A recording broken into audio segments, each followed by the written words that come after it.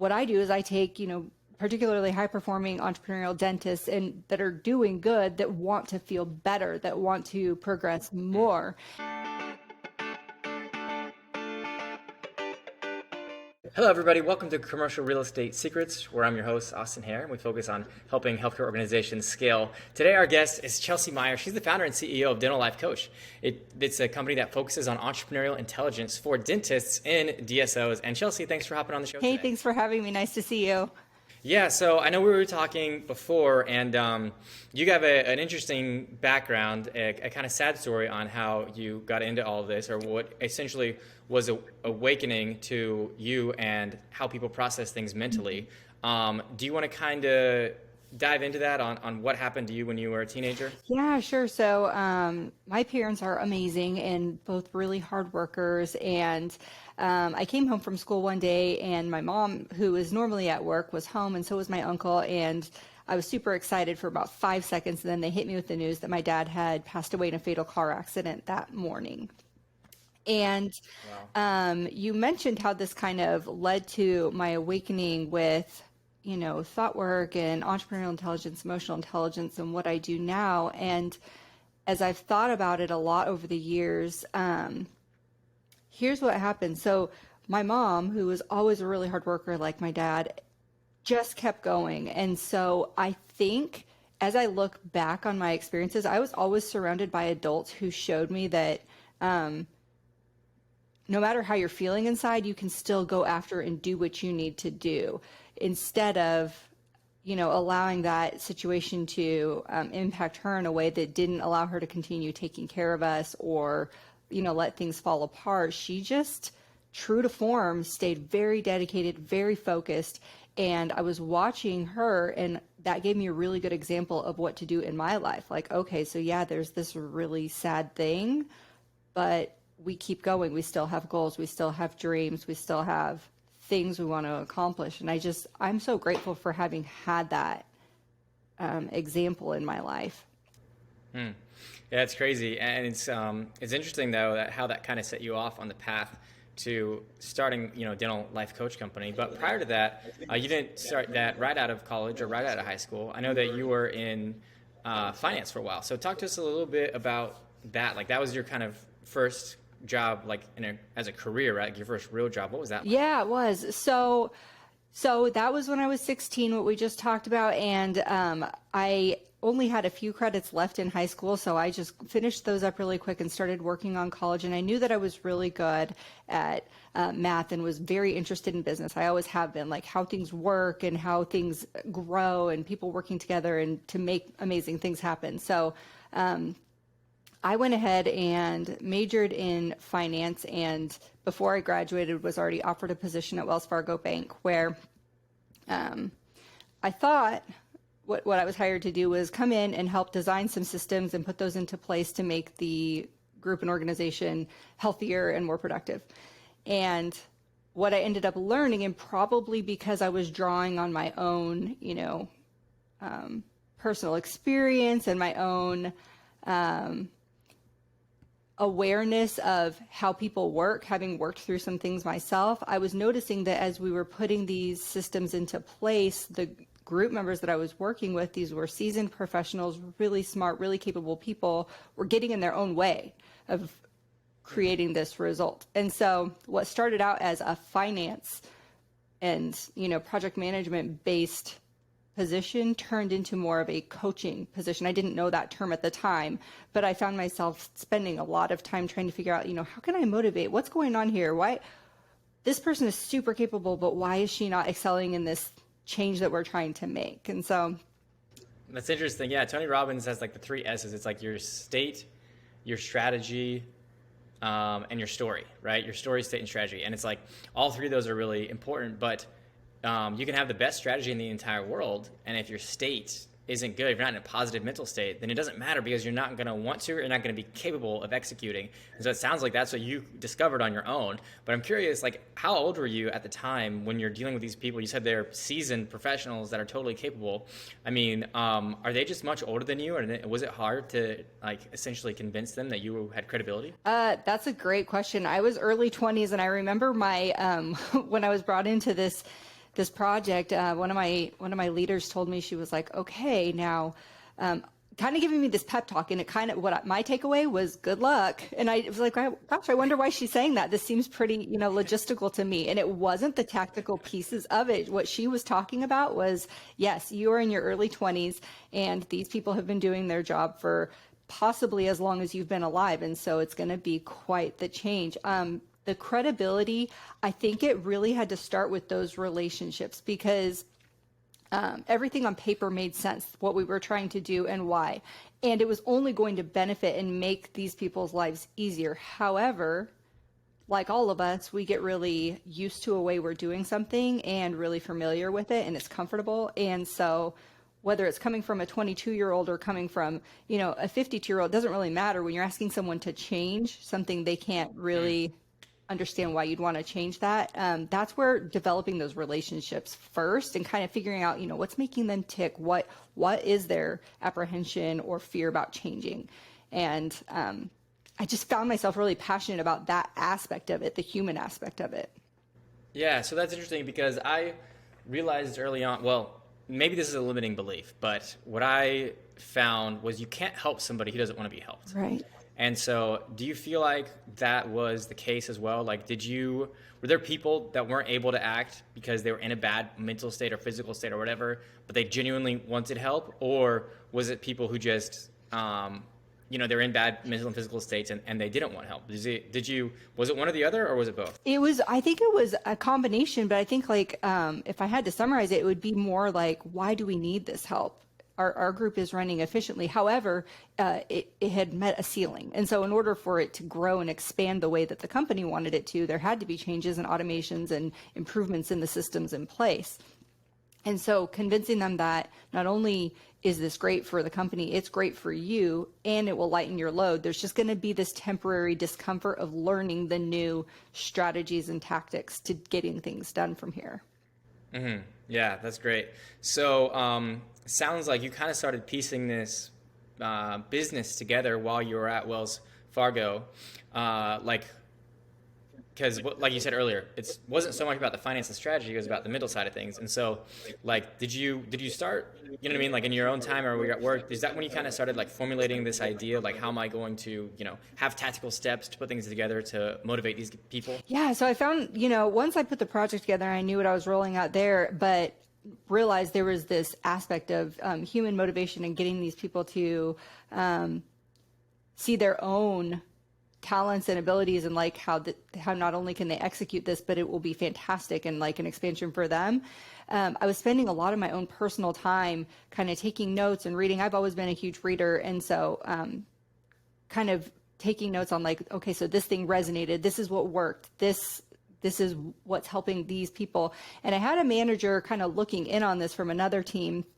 And he, I think everybody was kind of like, what is this girl? How's this all going to play out with this girl rolling out these projects with these people? And he was noticing what was happening. And he asked me, he's like, hey, so what are you doing over there? And I explained the project to him. And he was like, no, but what are you doing over there? Because that group, they're kind of transforming as a group. We're noticing the changes. And can I learn that too? And so I was like, okay, sure. So I just started basically coaching him as well. That is what I was doing. Again, I didn't realize at the time that this was a career path. I thought this was just me helping. Sure, let me yeah. Open up your mind. Let's talk about your limiting beliefs.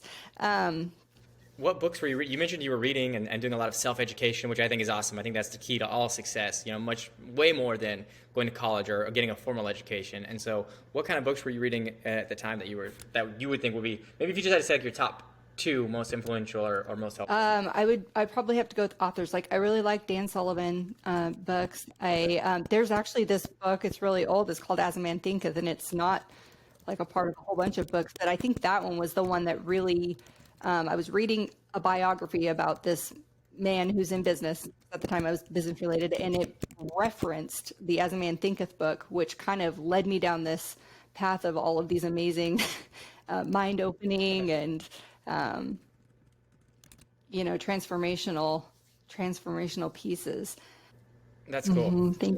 Yeah, I wrote those down in the show notes for anybody listening. So anything by Dan Sullivan and As a Man Thinketh. So those will be ones I have to check out too.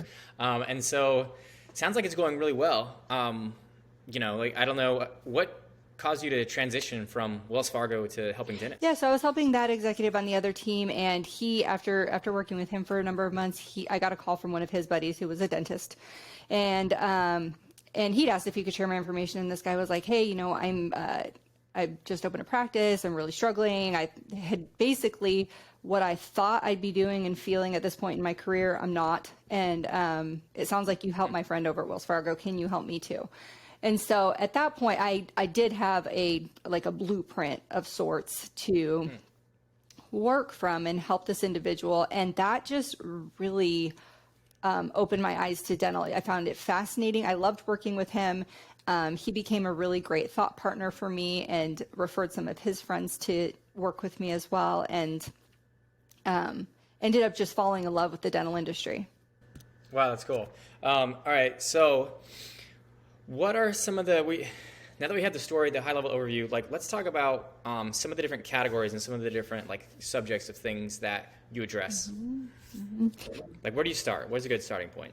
A really good starting point is awareness, figuring out where are you, what are your strengths, what do you know that you're bringing to the table, and where do you want to go, and what's between you and there. Because if it's something that you are personally going to be in charge of, then you've got to figure out what skills you need to master, what knowledge you might need to gain, what obstacles you might need to overcome. And so just by kind of laying that out, then you can get more granular with the tools and strategies that are going to be needed, but getting really, really clear on where we're going first and making sure that that's as clear as it can be. I've found that the more clear you can be about where you're going and why you're doing something, it makes getting through the discomfort of getting there a lot better. So that's kind of step one, is just figuring out what is it that you want? What's your ultimate goal? And then gauging, how close or how far are you from there? Essentially, are you on track? If not, why not? Is that kind of, am I getting that right? Yeah, for sure. So if I'm working with someone and they're like, well, I want to be debt free in 10 years. Okay, so then let's break that down and figure out what do you believe that's true for you? And can that be possible? And if so, how? And then we can break it down further from there. Okay, what is that going to look like annually? What is that going to look like quarterly, monthly? What does that look like in your day-to-day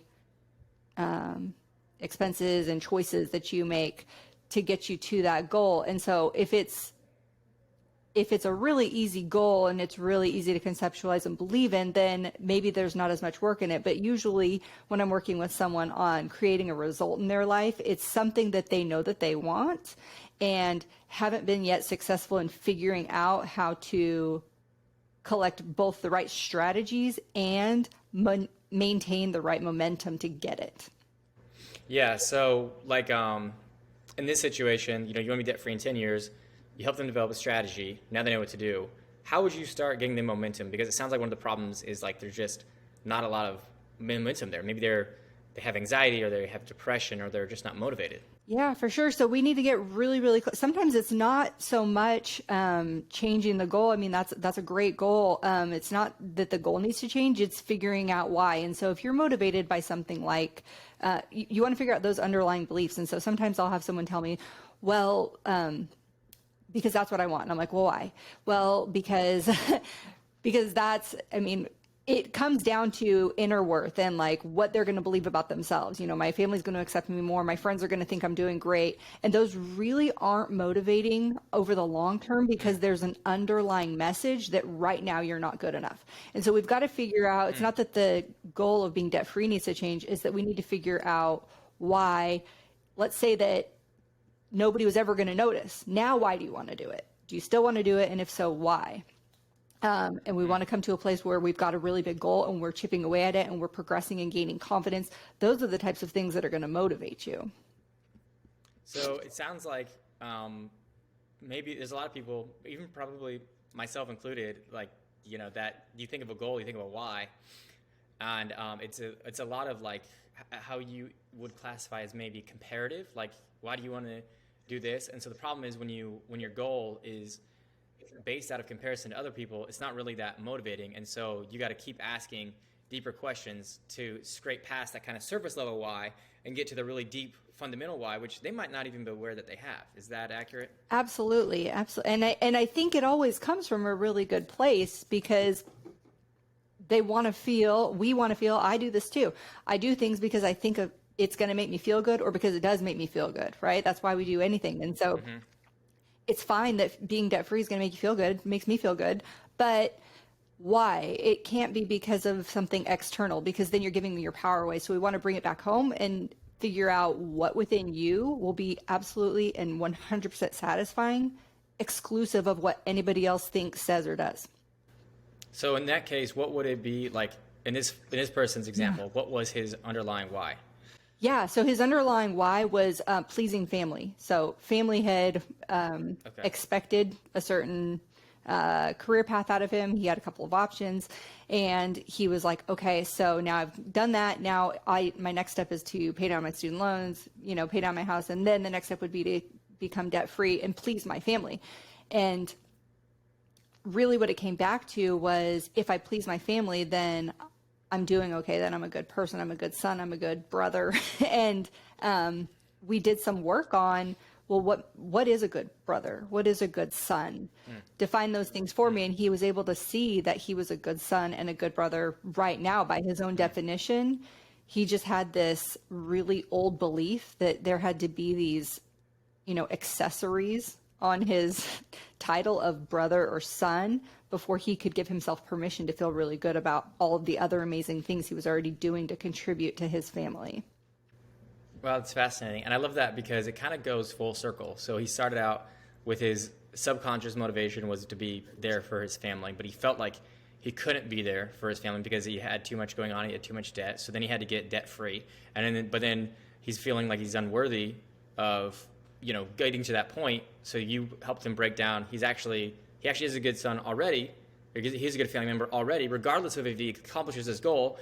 And then by realizing that, probably helped motivate him to accomplish the goal anyways. Exactly. With like a totally different energy, because now he's like fully present when he's with his family and fully engaged when he's working away from his family.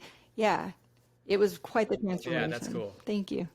And I know we talked a lot about the health and fitness component of it, how that all plays into it, because that's huge. Because it's really hard to just show up if you're tired, if you're extremely overweight, if you're not eating right or eating healthy. So how important is that part to you, and where along the journey do you guys talk about that in terms of working with you on the mental coach side? Yeah, it's 100% important. And I noticed that I'm not usually the one that brings it up like, hey, so how much are you working out, or what is they bring that to me. But the reason that it's important is because it's discipline. And so anything that we accomplish in life requires discipline. And the bigger the goal, the more the discipline that's going to be required. And I really, really love that word.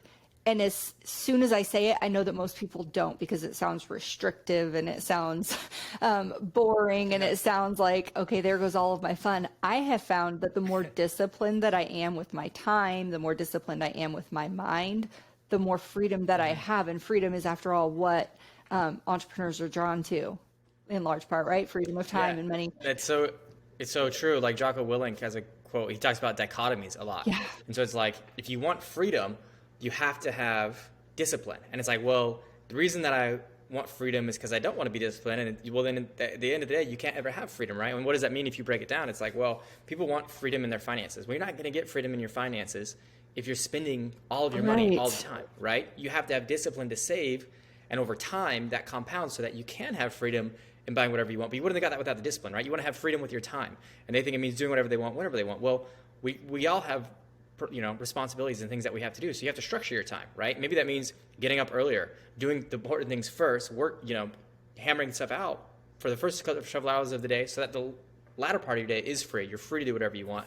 And so, it's very true what you're saying. Like, if you want freedom, ironically, or not ironically, it's just the laws of nature, you have to have discipline to do that. And so, so these people will come to you, they talk to you about eating, about dieting, about working out, about exercising. And so your message is essentially that they've got to start enacting some form of discipline. Like, how do you help them get started? Yeah, I actually just took a group through a 30-day change. So we met for every week for 30 days. This is like 4 weeks. And a lot of people were working on health-related goals. And it's funny that you say what you said about wanting, I want to do whatever I want with my time. But actually what we ended up discovering, and what a few of my clients said, was that they realized that what they wanted to do with their time was not actually what they were doing with their time. We talked about, I had them write down, like, what are the 3 most important things you want to do this week?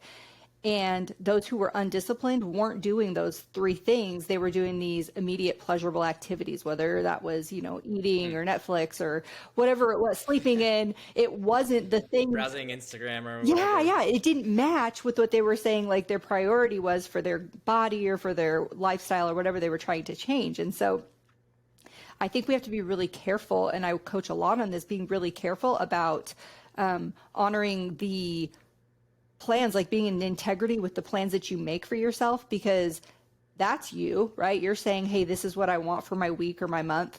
And then in the moment, there's this other version of you that's saying, hey, that actually doesn't sound very appealing. Let's not do that. So you got to choose, like, which one do you want to listen to and which one is more likely to yield you the result that you're looking for at the end of the month.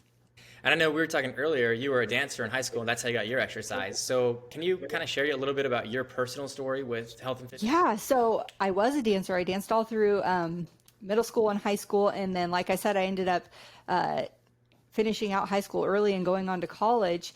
And when I made that transition, because I only needed a couple credits and I didn't want to extend my day, I quit doing dance my senior year and did not extend it into college. And it took a little while for my body to realize that there was a change. So I hadn't realized all growing up that I was working out, or that, that was a workout, because it was just so enjoyable to me. But my body was definitely benefiting from it. And then our oldest was born my first year of college. And so I had now not been dancing for a couple of... You guys got started early, huh? I now had not been dancing for a couple of years. And my body was drastically impacted. Like, I was incredibly tired. I'd gained weight. I wasn't strong anymore. I found myself getting really winded when I'd be chasing after the baby and things like that. And what I think hit me in my conscience was, here I am talking to other high performers about, like, hey, we need to be on schedule. We need to, be in integrity with the things that we plan for ourselves. And yet I felt like I was kind of ignoring this other part of me that I wasn't scheduling or taking care of in a way that was in alignment with what I wanted for my body, which was to feel healthy and to have energy and to live a long time. How did you go about changing that for yourself? I had to start from the ground up, because really I didn't know what to do. I hadn't done anything different. I was eating the same diet I'd eaten as a dancer. I was not working out. Like I said, I didn't realize it was before, so I still wasn't. And so I really just had to start from the ground up. I started with just jogging around. There was a high school track near my house. I would jog around the track and tried that. And then I was like, okay, so I feel like my endurance is picking up, but it really wasn't having the impact that I wanted. And so I decided to just go from a clean slate. And for about 2 weeks, I picked like 4 or 5 produce items that I knew that I liked and that seemed to sustain me, and only ate those things, and then decided to build on from there, and became really, really aware. Like, when I'd eat something new or add something to my diet, I would try and just feel like, how does that feel? How's my energy level? Do I feel like this feels good in my body? Does it make me feel sluggish? And just be really intuitive about that. And if something didn't feel right, then I would just put that on like the no list, because I wanted to make sure that whatever I was fueling my body with was actually going to get me the result that I was wanting. I know that's not your primary focus is not like health and fitness coach. Obviously, there's a lot more things to it than that. But do you have any like success stories or examples of people who you've helped with in this regard? Yeah. So one thing that I do talk to people about twice a year, I do a group on intermittent fasting, because it's gotten a lot of attention over the past couple of years, and it can be really difficult if you're new to it. And so I had a client who thought that he was intermittent fasting, and he was like, oh yeah. I don't eat until about midday, and I eat for a couple of hours, and lunch and dinner, and that's it. But when we started talking about it further, I learned that he was also not counting his morning coffee with all the cream and sugar, and he was also not counting his fruit smoothie. And I was like, oh yeah, this is actually not. So the drinks weren't being counted. Anything in liquid form. And so we were able to have a conversation about that and just kind of draw some awareness, like, actually, that isn't considered intermittent fasting. It would be more like water or something of that nature until your eating period. but where it gets really interesting is the mind management through that process, because it's not so much taking away the smoothie or taking away the sugar and cream. It was more, why is that so important? And he really struggled with that, not realizing that he would. So when he put that into practice, he realized that those things were pleasurable to him, and that those things helped him kind of pep up for the parts of his morning work that he didn't enjoy doing as much, the patients he didn't want to see, or the charting that was really long and winded. So he was saying, I actually just realized that was kind of a stress management for me, was looking forward to the food or looking forward to the smoothie. And so having to get back to, well, okay, so what do we do when we're doing something we don't want to do, and we're taking away that distractor or that pleasurable piece? Now what? And I really feel like that's where you enlighten yourself, because you kind of draw awareness to your own thoughts about things and your own what goes on in your brain when you don't like what you're going to do, or you're not enjoying the thing that you're engaged in. Yeah, so what did you guys do exactly? So it sounds like, in this situation, he wanted the intermittent fast. He wasn't, because he actually was relying on food almost like a crutch. Like, it was helping him get through these stressful times, or these things that he didn't look forward to.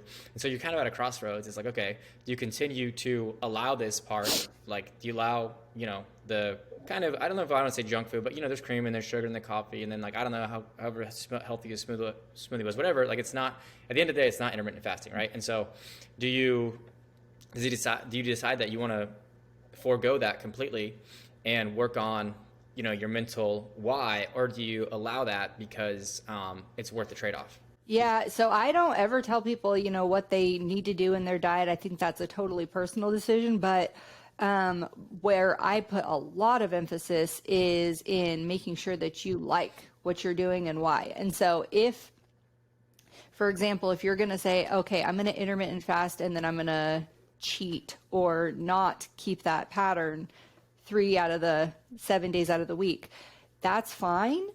But I want to be really aware of why you're choosing to do that. So are you choosing to do that because that's your coping mechanism? Are you choosing to do that because, you just got a call from your attorney and that's stressing you out? Like, what is the reason? And do you really like that reason? Or do you want to develop a skill to handle those types of things without the food or without the alcohol or without whatever the thing is that you're distracting with? Am I answering that right? Yeah. So what ended up being the end result with him? Was he overweight and looking to lose weight, or was he just lack of energy? Like, what was he looking to accomplish, and did you guys end up accomplishing that? Yeah, he felt like he was slightly overweight, and what he was looking to accomplish was not feeling restricted if he didn't have the things that he wanted. And so rather than just kind of white knuckling it and being like, okay, fine, then I'll have my smoothie, in 2 hours instead, actually being genuinely okay with that. And the way we got to that was really processing the discomfort, figuring out where are you feeling it in your body? What is it? What thoughts are creating discomfort for you, emotionally? And working through those. And a lot of times it came down to things like, well, this thing is so stressful, I don't know if I can handle it. Or this thing is so frustrating, this shouldn't be happening. And so working through those deeper underlying thought processes really took away the need to distract from it, because now we've processed it. There's nothing to distract from. Now it's just a choice. Do you want a smoothie or do you not? It's not as emotional. Right. Okay. Yeah, that's great. And so there's a lot of other things too. Like, the mind is obviously very complex. And so I know another area that you deal with is mental health, right? What are some of the, how would you describe mental health in terms of, like, what is a healthy mind versus an unhealthy mind? And when do people kind of need help with that? Well, I think your mind always has to be strengthened and it needs to be conditioned. It's like your physical health. So it's not like something you just do once or sign up for a class and now it's done. It's daily and it's often. And so you've got to feed your mind. You need to be reading, learning, trying new things, having experiences. What we talked about earlier, figuring out, picking a goal, and then hopefully it's one that you have to stretch to get to so that you can develop the skills along the way and the confidence along the way and the new energy sources, learn how to create your own energy. versus thinking about things as if they might be nice and never going after them because it's safer. I feel like that would be a very unhealthy mind, or holding your, a lot of us have a tolerance for how much discomfort we're willing to take on. And I think if you push just beyond that point, you're opened up to a whole new world. But if you stay within that comfort zone, you really limit yourself. And so I don't know if I'd classify that necessarily as unhealthy, but is it in alignment with what you want for your whole life? That's where we can figure out what's healthy for one person versus another. Can you give us an example of like a case study? Yeah. So I have a client who has a financial goal, and she wants to have $100,000 in savings. And when she talks about this goal, she talks about it as though it's really, really far out there, something that's possible for other people that come from other situations. And she has an amazing upbringing and has conquered a lot of things and has had to work really hard to get where she's at. But what we're working on right now is that this is totally possible for her. And she had a breakthrough last week where she just realized that every time that she's gotten a promotion or, met one of the benchmark goals along the way, she goes out and spends a bunch of money because she's still working on the fact that for her belief is people like me don't have $100,000 in savings. And so when she was able to realize that, it was like the light came on and she was like, oh my gosh. And she started rattling off all of these things that she had done to basically sabotage her goal up to this point. And so although it's not a complete case study for you, I am so excited for her because now she can see. She was able to tell me, she was like, so this is what I'm going to do next, and this is how that's going to work. And she's saying it from a completely different place rather than this maybe sometime in the far future, this could maybe be possible for me. It's like, I totally get it now. Now I totally see how I am 100% in control of this and I can do it. And I just love those types of things. Yeah, that's great. That's really exciting to see, I'm sure, to see that shift. And so in your course, I know you talk about your mind, and there's like 3 components, which is exercising it, protecting it, cleaning it. Can we give some examples of each of those? Yeah, so exercising is, I touched on that, where we're constantly feeding ourselves. So just like you would eat your fruits and vegetables, you've got to figure out like, what are you interested in? And getting things, reading books, listening to podcasts, taking a class, trying new things, traveling, anything that enriches you and expands you and provides either clarification or opportunities to gain new ideas. So that's going to be your exercising it. And then you're strengthening it. This is where I get really passionate about your discipline and planning processes, because this is where you make everything happen up until, the action portion. There's a lot of learning happening, but you've got to take that engaged action to make things happen. And that always requires discipline to do what you said you're going to do, discipline sticking to a plan, and especially discipline doing things where you don't even want to in that moment. I mean, I've been working out every day for several years now, and I don't want to every time. And I just ignore that and just like, yes, I understand I don't want to. I'm going to do it anyways. Like, kind of like you would ignore a small child that's saying, no, we don't need to do that. You just ignore it and you're like, yeah. Yeah, no, I'm kind of the same way. Like, I don't really necessarily love working out. Like, me and my wife do Ninja Warrior, and that's actually fun because that's like a yeah, sport, I saw right? you on I saw your clips. It was amazing. Oh, thanks. Yeah. So that'd be an example of, not taking things to the extreme, which is, I have more of a tendency to take things to the extreme and bite off more than I can chew. But, with working out, it's like, I just do it. Like, I don't love it. I love the feeling afterwards when I'm done. I don't love the process itself, but I've been doing it for so long now that it's just part of my day. I mean, it's part of who I am. And it's ingrained. Like, there's always, because I've spent so much of my life carving out time for that, it's got a spot, it's got time, you know what I mean? It's on the schedule. So. And I think that's the part I love about discipline is it's like, it's kind of irrelevant how you feel about it. Like, being disciplined means you do something because it creates opportunities and a pathway for everything else that you want to happen. And it doesn't, you can like it or not like it. That's really not important. What's important is where you ultimately want to get. So I love that. And then the cleaning your mind would be making sure that anything that doesn't have a space, if, for example, if you're frustrated about something, it's okay to acknowledge that and process that. However, getting stuck in it for days or weeks at a time, it has no utility and it actually holds you back. Or if you find that something just doesn't feel good when you think about it, either reframing it or choosing not to think about it anymore is, again, a much more high value use of your time, because now you can think about and do other things rather than get stuck in this other situation. And so being really aware of what you're thinking and how it's making you feel, which we spend a lot of time figuring those pieces out and how they go together. It can create a lot of awareness and open doors to feeling the way that you want to feel a lot more often when you figure out that you're in control of how you feel. So that's interesting. So, I mean, yeah, how would you go about that, like cleaning your mind? I mean, do you take a journal? Do you write down your thoughts? Like, anytime something negative happens, like, do you write it down, or do you like coach them to spend some time, in the morning? Like, what does that look like? I'm a major proponent of writing. I think writing is so incredibly powerful. It still amazes me. I'll like pull up my journal and I'll tell my husband, I'll be like, look, I wrote this thing last year, and it's like happening in our life right now, but you're directing your mind on what to do. So yeah, huge proponent of writing down what you want and also draining out the stuff that you don't. What I find and what I what I encourage people to do is write every single day, preferably in the morning. Just get everything out on paper, everything that's worrying you, stressing you, bothering you, and then the things you're excited about, all the things. And sometimes just the act of getting it out is enough.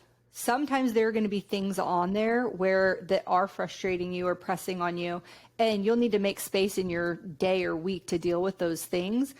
But now that you've made the space for it and kind of organized where that'll happen, it doesn't have to circulate in the back of your mind, so that while you're working on a patient, you're also thinking about that thing that you've got to do and that person that you've got to call. It's not like out in space, it's actually scheduled, and you free up your mind to think and do other things until that point. Yeah, it's like kind of regurgitating all these thoughts and like getting them down on concrete form. Yeah. But like I said, a lot of times for me, like I just write it down and now I'm like, oh, that felt good. Now I can move on with my life. Like I don't need to even think about it anymore. Yeah. And I know you're a big scheduler too. So does that correlate, like writing things down versus putting them on the calendar? Like how related are those two things? So it's for me, I write them all down and then I plug them into the calendar rather than writing them down and checking them off as I go. And the reason that I do it that way and the reason that I see so much success in other people doing it that way is because, first of all, like I said earlier, once it's plugged in, you don't have to think about when it'll happen. You know when it will happen. You just scheduled it. But secondly, it creates a lot more organization in my time. So rather than looking at a list of 20 things to do and picking which one I want to do next, I know exactly which one to do next because it's plugged into a calendar, and it's an automation. So whether you spend 5 minutes looking at your list or 5 seconds looking at your list, it's time that you no longer have to spend looking at your list and figuring out what to do next. I did that job for me. I do it once. I do it at the beginning of the week. And so it also helps me, I think, just know like where I have holes in my schedule. So if there's something else that comes up or something that I decide I want to do, I know exactly where to put it, and it doesn't impact the things that I know I needed to do because those things are also already there. So really, for me, it's about automating. It's about systematizing my life so that I can feel more free in my life. Does that make sense? I know when I'm saying it, I'm like, does that even sound right? It's a dichotomy. Yeah, it's like a dichotomy. Yeah, if you want freedom, you got to schedule it, right? You got to be disciplined about your schedule. Yes, and I schedule that first. I schedule the things I want to do, like, if I want to take a walk or I want to read a book, those things go on there first. They're important to me. Yeah, that's awesome. Let's talk a little bit about like the groups that you work with. Like, who's you work with DSOs, right? Who have multiple dentists working with them. Like when you come in and you start implementing these strategies, what are some of the fruit that this starts to bear? Immediately, the awareness is huge. And so I see a lot within the first few groups, first few times meeting as a group. Once people are made aware of their power that they have over their life experiences, you start to see a light come on immediately, because even though it's not as simple as turning a switch on and off to, get to a new place or to have all of a sudden amazing energy all of the time, just knowing that you're in control of it is really comforting to most people. I know it is to me. And so then figuring out from there, like we talked about earlier, where do you want to go? Like, what is your goal? What is, sometimes the group has a goal. My client will come to me and say, hey, this is what we'd like to work on. And then other times it's working on individual pieces of the program that they show up for in those calls. And so just kind of helping people understand like where they are, where they want to go, and figuring out what strategies they need to get from here to there. Yeah. So, there's been a lot of like progression, I think, in around mental health and just that term. And it's like, there was kind of like, it had a bad connotation because it assumed that you had bad mental health, or that you were somehow damaged goods or broken. And people didn't want to talk about that for a long time. And so like, have you seen a big shift in people and their perception of that and the connotation associated with that over the past couple of years, or even longer? Yeah. What I love about this, so I don't do diagnoses. That would be more like a counselor or a therapist.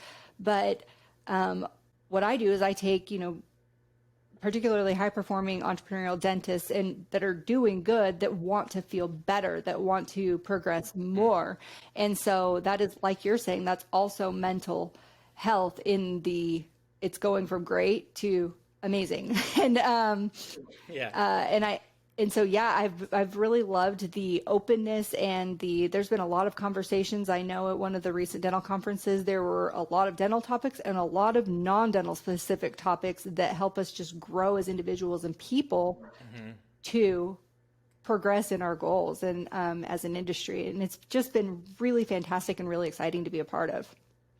I think it's becoming more and more common to like essentially accept help, to accept that we're not perfect, obviously, to accept counseling. Like, counseling has become very commonplace, therapy. Not that what you do is therapy, but it's related, right? And so it all opens up the door. And so to me, it comes down to the difference between a fixed mindset and a growth mindset. Like, a fixed mindset essentially thinks, hey, this is the way things are, this is the way they've always been, and this is how I am, and this is how I'll always be, right? And it's going to be really hard to pivot and adjust and adapt to these changing times, versus the growth mindset, which is the thing of like, okay, this is a belief I had, maybe that was wrong. I'm not like, how can I get better? How can I continue to grow? Like, constantly examining your beliefs is like, what was I right on? What was I wrong on? What needs to change? And so I think it all ties into this idea of like kind of humbling yourself a little bit to be in a growth mindset, doing things like this so that you can continue to grow and expand and level up. Yeah, I love what you're saying, because it's like, as soon as I have a conversation with you and hear your perspective, if I can be vulnerable enough to hear your perspective with an open mind, I've now expanded my resources to yours, because there's this, whole other world of experience and knowledge. And if I can just be open enough to hear that maybe I'm wrong, I think one of my superpowers is I don't need to be the one with the right answer. I just want the right answer. I don't need to I don't need to be the one with the best answer. I just want the best answer. So it can come from you. It can come from him or her. It doesn't really matter. And I think that's one of the aspects that I love about this mental health movement is, like you're saying, it's just being okay enough and secure enough with yourself to just be like, hey, maybe there's a better way to look at this. Maybe there's another strategy out there, or another thing out there that could really just amplify all the good things I'm trying to do. Yeah, no, that's great. So this has been awesome. Very insightful. Thanks so much for hopping on the podcast today. If there's what's the best way for somebody to reach out and get in touch if they want to learn more? Yeah, thank you. They can go to my website, all the W's at dentallife.coach, actually, .coach. Dentallife.coach. Okay, perfect. I got that in the show notes. And again, thanks very much. Thanks, Austin. See ya.